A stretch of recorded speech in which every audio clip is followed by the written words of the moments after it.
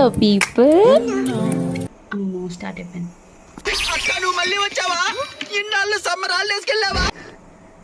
Side ఇట్లా నొక్కినా అంతే, స్టార్ట్ అయిపోయింది. అది పవర్ బటన్ నొక్కితే okay. There making burger. We కాదు, me I am making. First అయితే బ్రెడ్ క్రమ్స్ వేస్తున్నా. ఇట్లా మొత్తం బ్రెడ్ని పీసెస్ చేసేసి మిక్సీకి వేసేయడమే. పెట్టేసాం.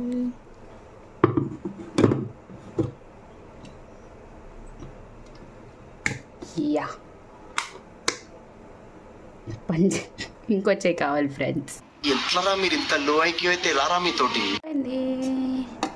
హార్లిక్స్లో ఉంది కదా చూడడానికి. ఓకే నెక్స్ట్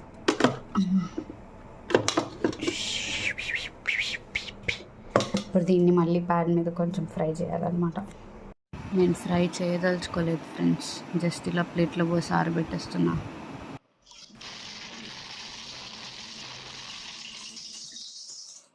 పొటాటో, కంకి అండ్ గ్రీన్ పీస్ వీటన్నిటిని ఇప్పుడు మంచిగా మసాలాలు వేసి కొంచెం ఫ్రై చేయాలన్నమాట.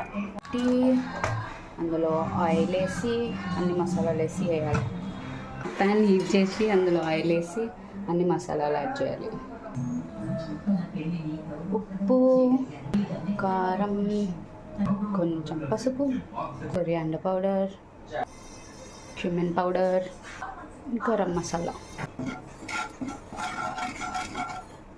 ఇందులో పీస్ యాడ్ చేయాలి. వాటర్ ఉన్నాయి.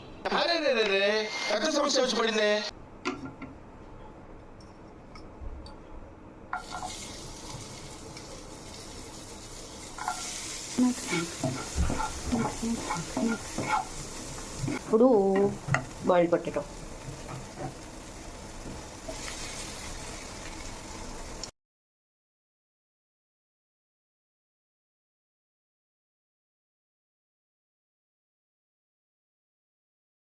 చల్లగా చేత్తో కలుపుకుంటే ఇంకా మంచిగా వస్తుంది.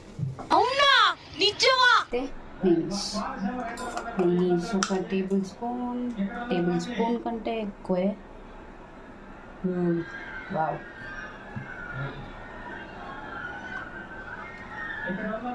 ketchup, tomato ketchup. ఇది పోసడమే.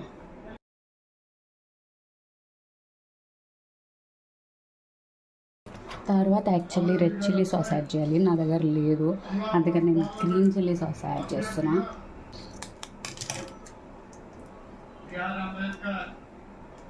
కానీ మీరు మాత్రం రెడ్ చిల్లీ సాస్ యాడ్ చేయండి.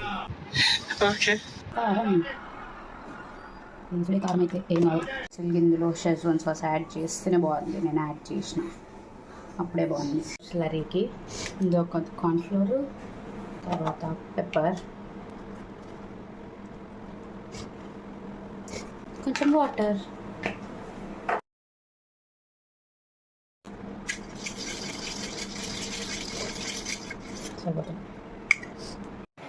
ఆ పొటాటో పేస్ట్ అంతా మంచిగా ఒక సర్కిల్ కైండ్ ఆఫ్ షేప్లో చేసుకొని ప్యాటీస్ లాగా ఆ కార్న్ఫ్లోర్ స్లరీలో ముంచి మంచిగా బ్రెడ్ క్రమ్స్ యాడ్ చేసి పక్కన పెట్టుకోవాలన్నమాట.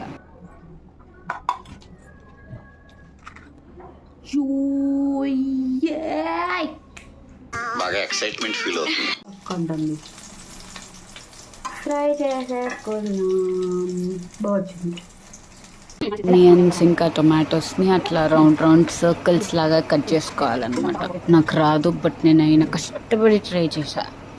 ఇంత పెద్దగా ఉంది బర్గర్, అందుకని సగం కట్ చేసుకుందాం మనం.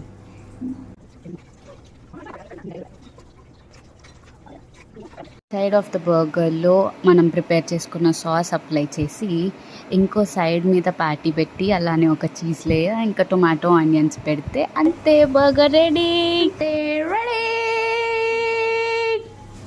ఎందుకు పుడతారో కూడా తెలియదండి మనుషులు కొంతమంది. We have someone for the taste test అన్నమాట. కానీ అంతే. బాగుందా?